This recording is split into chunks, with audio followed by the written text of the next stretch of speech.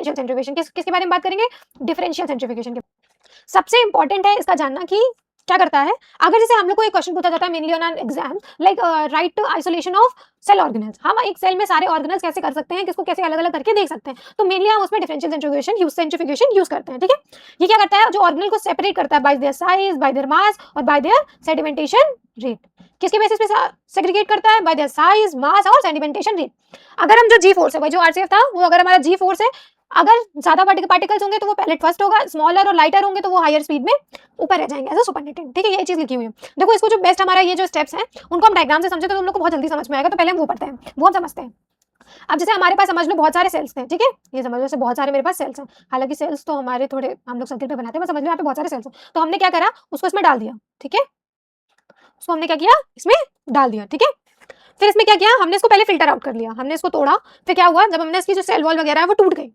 क्या हुआ, cell wall वगैरह जब हमने सेंट्रीफ्यूज कराया इसमें डाल के, उसके बाद हमारी जो सेल वॉल वगैरह है वो टूट गई। अब हमारे पास क्या रह गया, न्यूक्लियस रह गया, माइटोकॉन्ड्रिया रह गया, राइबोसोम्स रह गया, प्लाज्मा मेम्ब्रेन रह गया इस फिल्टर में। ठीक है, समझ रहे हो ना। फिर इसके बाद हमने क्या किया, इसको छान लिया। क्या करा, उसको हमने छान लिया। हमने क्या किया, उसको छान लिया। ठीक है, हमने इसको यहाँ पे छान लिया।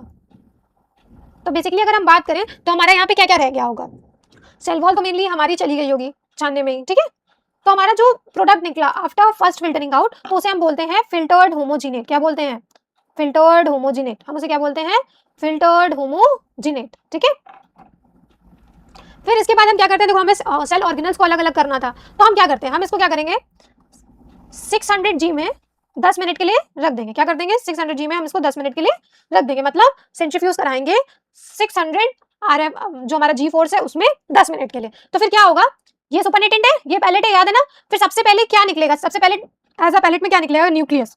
न्यूक्लियर, क्योंकि उसकी जो डेंसिटी होती है वो ज्यादा होती है। क्या होती है, जो डेंसिटी होती है वो ज्यादा होती है, मतलब हमने सबसे पहले क्या फिल्टर आउट कर लिया, न्यूक्लियस को फिल्टर आउट कर लिया। समझ गए ना।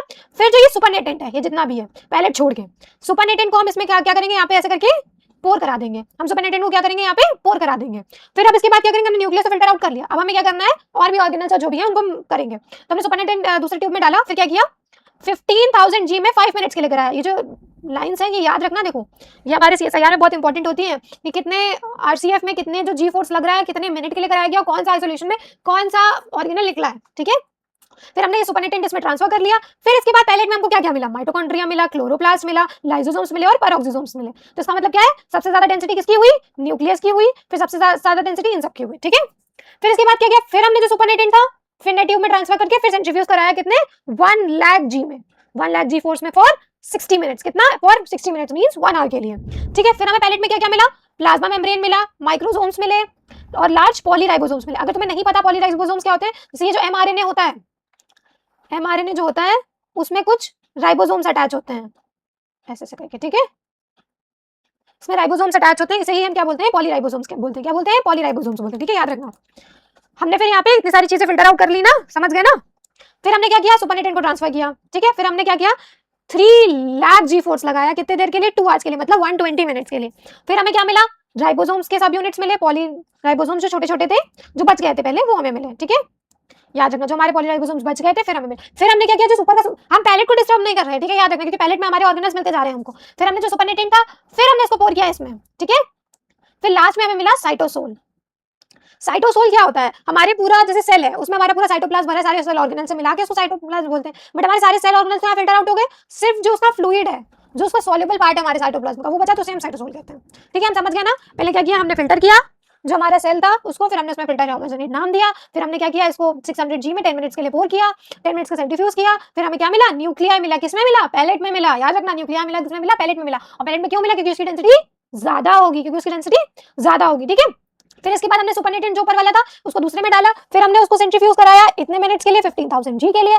फिर हमें ये सब चीजें मिली, माइटोकॉन्ड्रिया, क्लोरोप्लास्ट वगैरह मिला। फिर हमने सुपरनेटेंट ट्रांसफर कराया, फिर प्लाज्मा मेम्ब्रेन वगैरह मिला। फिर हमने कराया फिर राइबोसोम्स के सब यूनिट, स्मॉल पॉलीराइबोसोम्स मिले। फिर हमें लास्ट में क्या मिला, साइटोप्लाज्म मिला। समझ रहे हो, हमारे जो टेक्स्ट बुक्स है, हमारे जो पेपर्स है, उन्हें मोस्टली पूछा जाता है हाउ